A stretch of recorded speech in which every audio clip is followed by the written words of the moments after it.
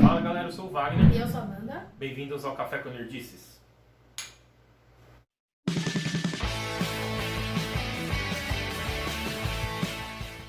A Marvel finalmente matou a nossa curiosidade de saber o que tinha fora da anomalia de Westview. Depois de tantas teorias, algumas se fortaleceram e outras foram explicadas. E a gente vai comentar um pouco aqui nesse vídeo tudo que aconteceu nesse quarto episódio de WandaVision. Bora deixar aquele like, se inscrever no canal, compartilhar. Beleza? Partiu? Partiu! Bom, o episódio começa com a Mônica e todos os blipados pelo Thanos retornando à vida, né? O que se deve ao Hulk estar usando a manopla lá em Vingadores Ultimato. Logo que a Mônica volta do blip, a gente vê que ela tá meio perdida ali no hospital, tá procurando a mãe dela. Então ela conversa ali com uma enfermeira e ela acha que ela dormiu ali, deu uma cochilada de uns 20 minutos. E a enfermeira explica pra ela o que aconteceu. Isso, na verdade, se passaram 5 anos, que é o mesmo tempo que acontece no Ultimato, desde o blip até a hora que o Hulk consegue trazer todo mundo de volta. Eles foram meio fiéis a isso, ainda bem. É, seguiu a linha certinho. Aí na série mostra, 3 semanas depois do blip, ela vai lá na SWORD, retorna, conversa com o diretor e ele encaminha ela para uma missão de auxiliar o FBI, por causa de um desaparecimento que tinha acontecido em Nova Jersey, né? Depois disso, ela vai lá para Westview, em Nova Jersey, e ela encontra com a agente Wu, que é do FBI, e ele explica para ela a situação, o que está acontecendo. Que ele tem uma testemunha que estava dentro daquela cidade. E misteriosamente ela desapareceu naquela manhã, daquele mesmo dia. Nessa cena ainda, ele e a Mônica conversam com os policiais, né? E eles dizem que a cidade não existe. Ela pergunta de onde eles são, um deles fala até que é de Eastview, né? Não de Westview. E eles deixam eles irem embora, né? Detalhe que quando eles estão virando, né, pra ir embora, que eles estão conversando, o Wu e a Mônica, a gente não consegue ver se os policiais, eles entram na cidade, né? E o Wu e a Mônica não vê eles entrando, ou se eles deram um retorno, pegaram um retorno e foram embora de carro. Isso aí ficou um pouco esquisito, a gente não tem uma definição. Mas é pouco provável, né, que os dois não teriam visto os policiais entrando na cidade, tipo, e simplesmente desaparecendo. Apesar que eles descobrem isso em uma cena depois, né? Na sequência da conversa, o agente Wu fala que aquele caso ali não é só de um desaparecimento de uma pessoa. Ele fala que, na verdade, é a cidade inteira. Ele disse que pegou a lista de todos os moradores daquela cidade e tá ligando pra eles e pra parentes. E ninguém se lembra que eles existem. Tipo, simplesmente eles desapareceram e não tem nenhuma explicação pra isso. Então eles conversam ali e falam que tá tendo tipo uma espécie de amnésia, só que é meio seletiva, porque a Mônica e o agente Wu, eles lembram que aquela cidade existe, eles sabem que ela existe, só que quem tava ali perto, que os policiais, não lembram daquela cidade, então eles ficam meio que questionando ali, por que será que isso acontece? Será que é porque são pessoas que não têm ligação com a cidade, ou é porque tá acontecendo num certo raio de proximidade daquela cidade? Eles não sabem muito bem o porquê que tem essa amnésia coletiva acontecendo. E nessas ela manda um drone pra entrar na cidade e verificar os dados, né? Só que na hora que ela manda, o drone desaparece. Aí ela fica, ué? Aí ela percebe que tem um campo de energia, o até comenta com ela que parece que a cidade não quer que eles entrem. Aí ela vai lá, né, lógico, como uma boa agente, vai lá futricar, né? Coisa boa não deu, lógico. Ficou lá colocando a mão no campo de energia e ela foi sugada pra dentro da cidade. Após essa cena, fica bem claro quando foi que a Wanda alterou a realidade ali de Westview, quando ela foi que mexeu na cidade. Porque quando a Mônica conversa com o diretor dela, ele fala que faz 3 semanas que os blipados voltaram. E quando ela conversa com o agente Wu, ele diz que foi naquela manhã específica que a testemunha dele desapareceu. O que significa, que pelo menos deixou bem claro pra gente, é que foi naquela manhã que a Wanda alterou toda aquela realidade. Essa é a linha do tempo que a gente tá conseguindo ver agora na série. Ou seja, ela retornou de Wakanda, ela foi lá pra treta com os Vingadores lá contra o Thanos, ela foi no enterro do Stark, lá ela conversou com o Gavião Arqueiro, passou disso, não sabemos o paradeiro dela, ela ficou 2, 3 semanas aí de boas, até essa manhã que foi o desaparecimento da testemunha, que foi quando ela alterou a realidade de Westview inteira. A Darcy, que era estagiária do Eric Selvig e da Jane Foster lá nos filmes do Thor, reaparece agora, como a gente já sabia, só que como doutora em astrofísica. Logo que ela chega nas instalações da SWORD, ela pega os equipamentos dela lá para medir um pouco o que está acontecendo, a radiação. E ela descobre que aquele campo de força que a Wanda criou está emitindo uma quantidade gigantesca de radiação, que é o mesmo tipo de radiação que foi emitida pelo Big Bang. E junto com isso ela descobre que tem um outro formato de onda, que é uma onda de transmissão de TV. Então ela pega um aparelho lá de TV antigo, pede para os guardas lá, e ela consegue sintonizar essa transmissão. E aí ela consegue ver o que está acontecendo lá dentro. Isso confirma o final do primeiro episódio de WandaVision, que tinha uma mão lá, alguém fazendo umas anotações e analisando o que estava acontecendo. A gente confirmou que realmente era ela, como todos estavam suspeitando. Depois de um tempinho ela conclui, né, que aquilo se trata de uma sitcom, mas não entende o porquê, assim como eu acho que todo mundo. Inclusive eles têm lá no quadro de investigação, eles colocam, por que sitcoms? Ninguém entendeu. Aí tamo junto, beleza. Aí no take em seguida, eles mandam o Franklin, o agente, né, lá pelo subterrâneo de Westview pra tentar recuperar a Mônica, né? Então a gente confirmou que realmente, né, quem tava saindo da boca de lobo, Luan, aprendendo, hein?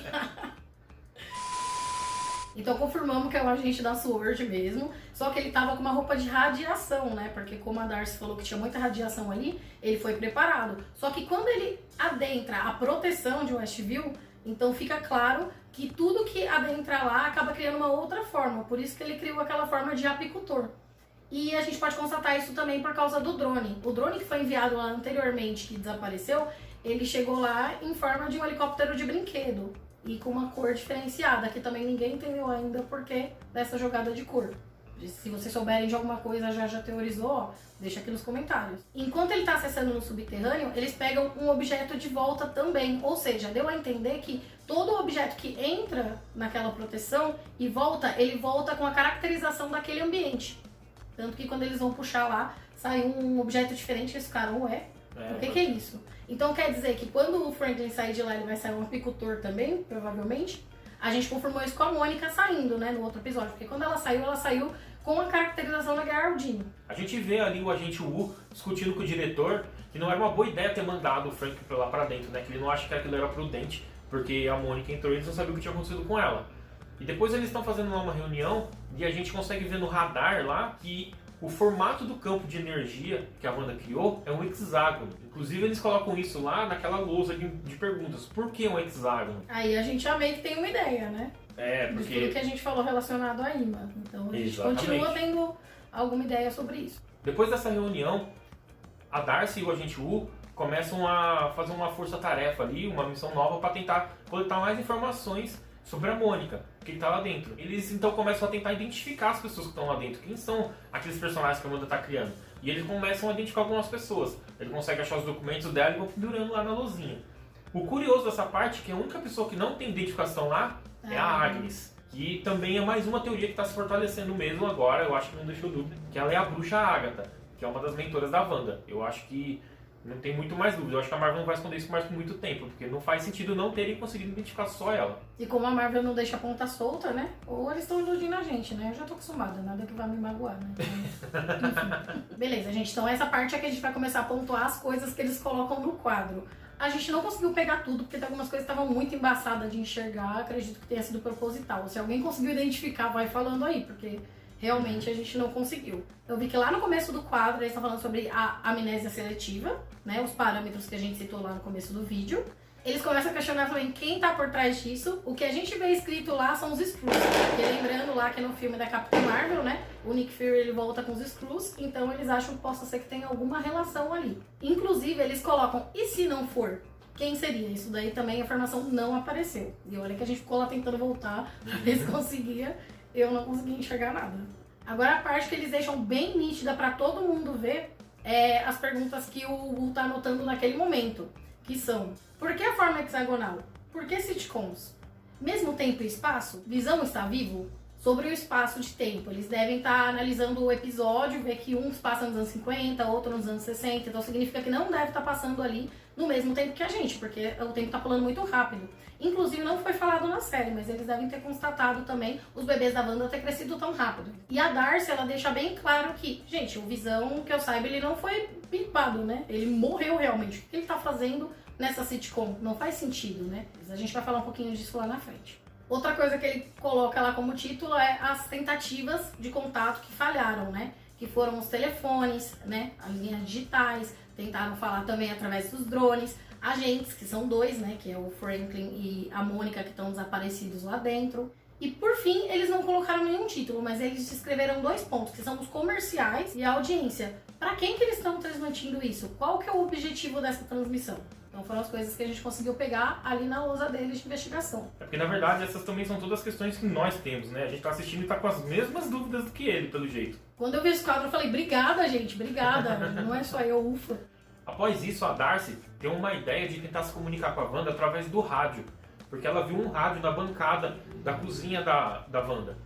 Então uma hora que ela vê que eles estão na parte da piscina e aparece o rádio, ela manda o agente Wu tentar mandar uma transmissão lá pra dentro, ela tenta interferir no rádio. E isso responde à pergunta que a gente tinha lá atrás, de quem era aquela voz no rádio. E era o agente Wu realmente tentando falar com ela. Só que tem uma coisa que acontece aí que é meio curiosa. A gente que estava assistindo a série vê o que acontece. Vê ela destruindo o rádio e aquele copo quebrando. Só que lá pra Darcy, pro agente Wu, isso não aparece. A transmissão simplesmente é meio censurada. É exatamente o termo que a Darcy usa, inclusive.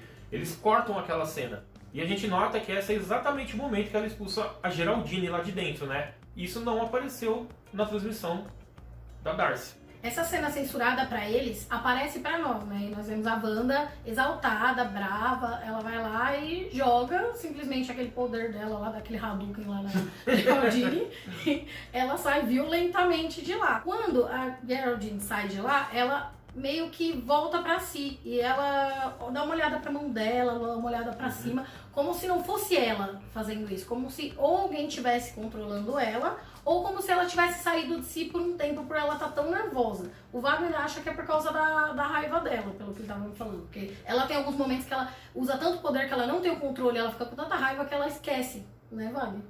Eu acho que isso aí pode ser alguma referência às HQs de novo.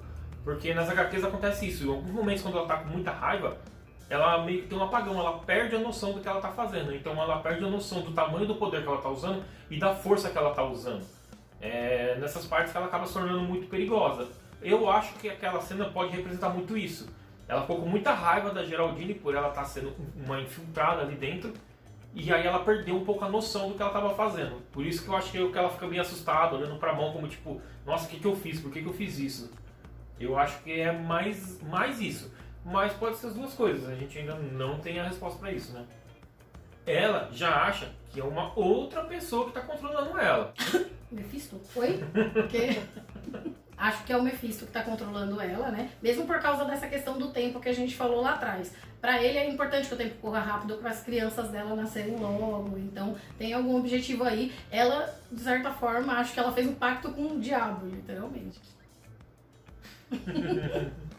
E por fim, o Visão volta daquela conversa esquisita que ele teve com o Harry e com a Agnes no outro episódio.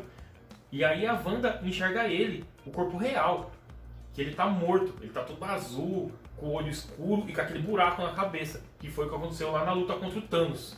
A gente tomou até um susto na hora, foi uma cena bem sinistra, assim, bem esquisita. Isso é louco. O Visão ter aparecido dessa forma, pra mim, ressaltou que naquela época lá de Guerra Infinita, que ele morreu, aconteceu tudo isso, ela retornou, o corpo dele ficou em algum lugar, sei lá, talvez Wakanda.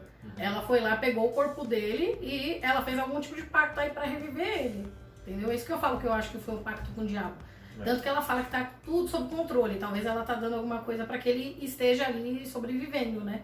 Naquele... Ai, meu Deus, é muita coisa na cabeça, né? Gente do céu. Enfim. Nos últimos segundos de episódio fica muito claro que o Visão ele tá incomodado com alguma coisa, que ele tá achando tudo aquilo muito estranho, ainda mais depois da conversa que ele teve com o Herbie e com a Agnes, né? Então, quando ele se senta no sofá, dá pra perceber que a Wanda tá lá com a criança no colo, assistindo TV, ele também tá com a criança, mas ele tá olhando meio distante, meio como se fosse pra gente, meio, gente, o que tá acontecendo aqui? Ele sabe que ele tá preso em algum lugar, parece que ele tá criando essa consciência. E a gente teve certeza disso na promo que saiu do próximo episódio, que ele vai tentar sair, né? Meu, a gente não vai comentar disso pra não ficar muito extenso o vídeo. Mas a gente sabe que ele vai tentar sair já no próximo e que vai ter também aquela cena do Halloween, né? Que fazia um tempo que todo mundo já tava esperando por ela, de certa forma, nos episódios. E por último, tem uma curiosidade que eu achei ali, que eu encontrei, que eu acho que é mais um easter egg da Marvel. Bem louco. Que é a música que toca no final do episódio. Que se chama Voodoo Child, que é do Jimi Hendrix. E essa música, ela tem muito a ver com a série. Na letra, o Jimi Hendrix canta que ele é uma criança voodoo e que ele parte uma montanha ao meio só com a ponta da mão. Isso pra mim mostra que é a Wanda tomando conta da cidade, quando ela domina a cidade pra ela. Na sequência ele canta que com os pedaços que caem de lá, ele cria uma ilha só pra ele. Pra mim isso é a Wanda montando aquela barreira ali, aquela realidade alternativa pra ela. A letra diz também que ele não quer tomar o seu precioso tempo, que um dia vai te devolver isso. Pra mim, isso tem relação com os saltos de tempo que tem na série. Que a série vai avançando, ela começa dos anos 50, vai para 60, 70 e vai indo. Que eu acho que é a Wanda pegando os moradores dali e avançando eles até voltar para o tempo atual. Ele também canta que se ele não conseguir encontrar mais você nessa vida, que ele vai te esperar na próxima. E isso pra mim é uma alusão muito clara a que a Wanda tá fazendo com Visão, que ela tá tentando viver com ele mesmo depois dele já ter morrido. E por último, na letra diz: não questione, eu não aceito não como resposta.